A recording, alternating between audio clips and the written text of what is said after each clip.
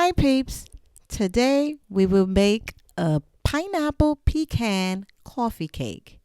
I'm going to start by giving you the ingredients so that we can, if you'd like, bake this coffee cake together. And don't worry, I'll give you enough time to gather everything up, unless of course if you have to make a run to the store. If you do, no problem.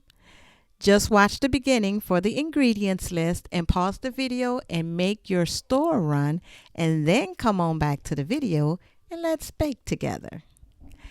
Now for this recipe, you'll need 2 cups of all-purpose flour, a 1/4 cup of white sugar, 1/2 cup of brown sugar, 1 tablespoon of baking powder, 1 teaspoon of baking soda, 1/2 teaspoon of salt, 1 large egg, 1 cup of plain yogurt, a 1/4 cup of canola oil, 1 teaspoon of vanilla extract, 1 1/2 cups of pineapple tidbits in juice drained, but reserve the juice, don't throw it away, because you'll also need a 1/3 cup of reserved pineapple juice and 1/2 cup of chopped pecans.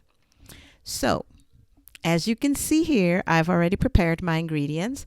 And just to recap for those who had to make that store run, glad to see you back. I have my 2 cups of flour here, my cup of white sugar, my first 1/4 cup of brown sugar, and in here I have my tablespoon of baking powder, teaspoon of baking soda, and 1/2 teaspoon of salt. And over here is my large egg, a cup of plain yogurt, cup of canola oil, teaspoon of vanilla extract, 1 1/2 cup of pineapple tidbits drained, a 1/3 cup of reserved pineapple juice, and finally my second 1/4 cup of brown sugar. Now, the oven has already been preheated to 375 degrees. So why don't we just get started with our dry ingredients. In a large bowl, you can combine your 2 cups of flour, 1/4 cup of white sugar, 1/4 cup of brown sugar. Now take your tablespoon of baking powder, teaspoon of baking soda, and 1/2 teaspoon of salt and add that. And just put that to the side. And now in a separate bowl, you're going to combine your wet ingredients. So you'll need your 1 egg, your cup of yogurt,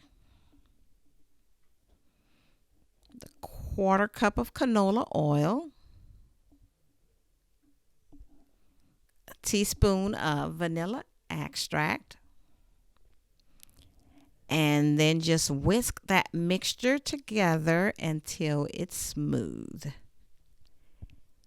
And once you get it smooth, you want to then stir in your dry ingredients and just continue to stir that until the mixture is just blended with the dry ingredients.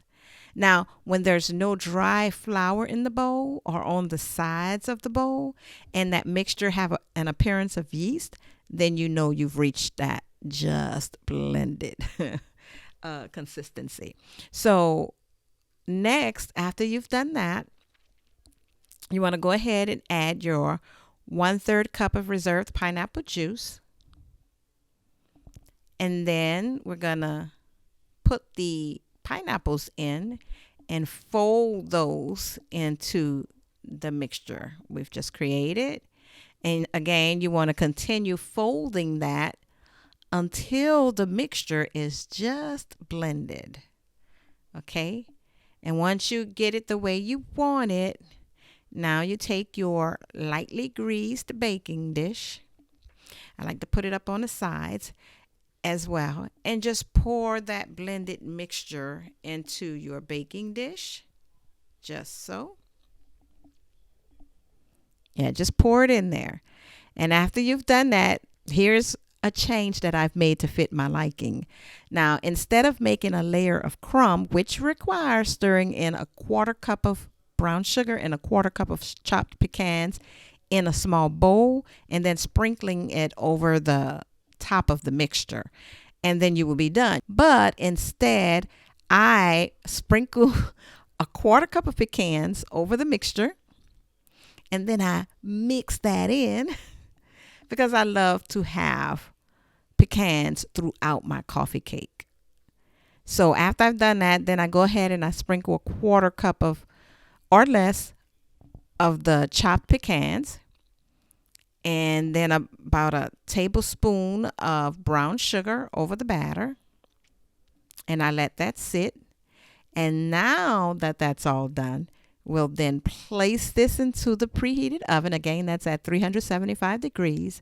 And what you want to do is go ahead and let that bake for about 25 to 30 minutes. Now, you can use a toothpick after 25 minutes and just stick it in the middle to see if you need that extra 5 minutes or not. If it comes out clean, you're good. But me, I always keep mine in for 30 minutes. So I'll see you in 30 minutes.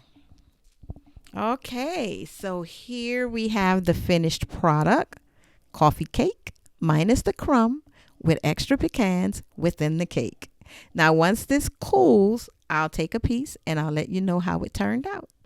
See you after the cooling. Okay, so before I taste this, I just want to take the time to just encourage you guys. If you like the video, go ahead and give it a thumbs up. And it doesn't cost you a thing, so go ahead. If you like it, click that subscribe button and that notification bell so you'll be notified when our next cooking segment comes up. Okay, here we go.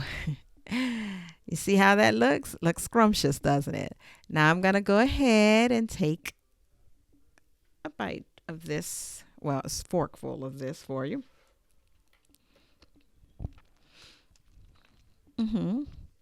It tastes good. It's really, really good, guys.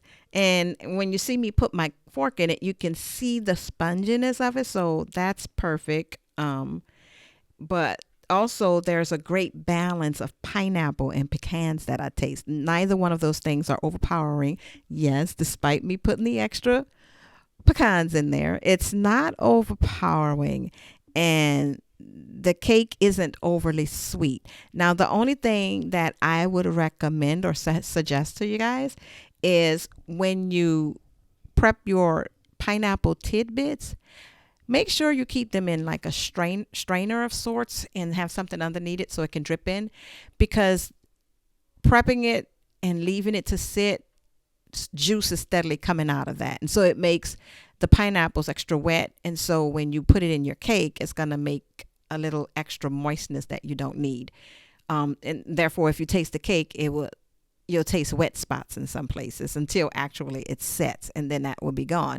But the best way to fix that is just to make sure you keep it drained. Well, that's all I have. Until the next time, this is Shell signing out.